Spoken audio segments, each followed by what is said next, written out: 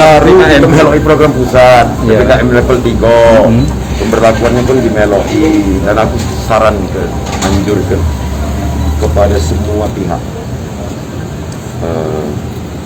untuk mematuhi ini. Apakah ada pembatasan? Pembatasan ada aturannya PPKM itu dari Kemendagri. Kita akan ikuti semua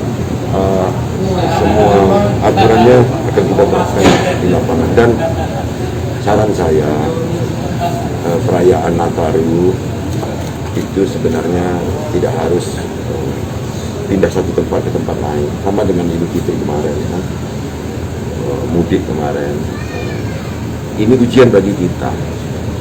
Kata Kemenkes, kalau ini lolos, tidak ada klaster baru di Nataru, maka kita kemungkinan disebut sukses untuk menurunkan pandemi menjadi endemi. Pak, jembatan Ampera kan selalu dipenuhi warga Pak di tahun baru Pak. Apakah ada larangan nantinya Pak?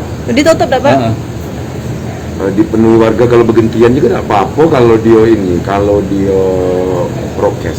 Kaget itu ada aturan di PPK.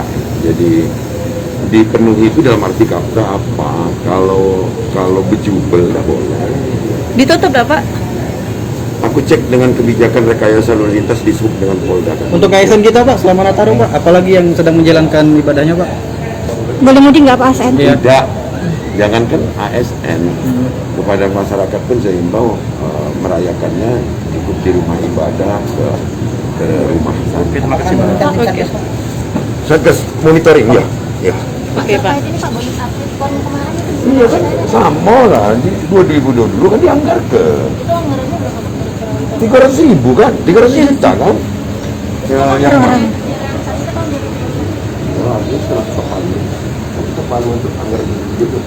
Kepalunya di dalam bulan ini. Kepalunya, tapi realisasi tetap di 2022. Bulan apa lah kita tahu? Secepatnya. Oke Pak. Masih Pak.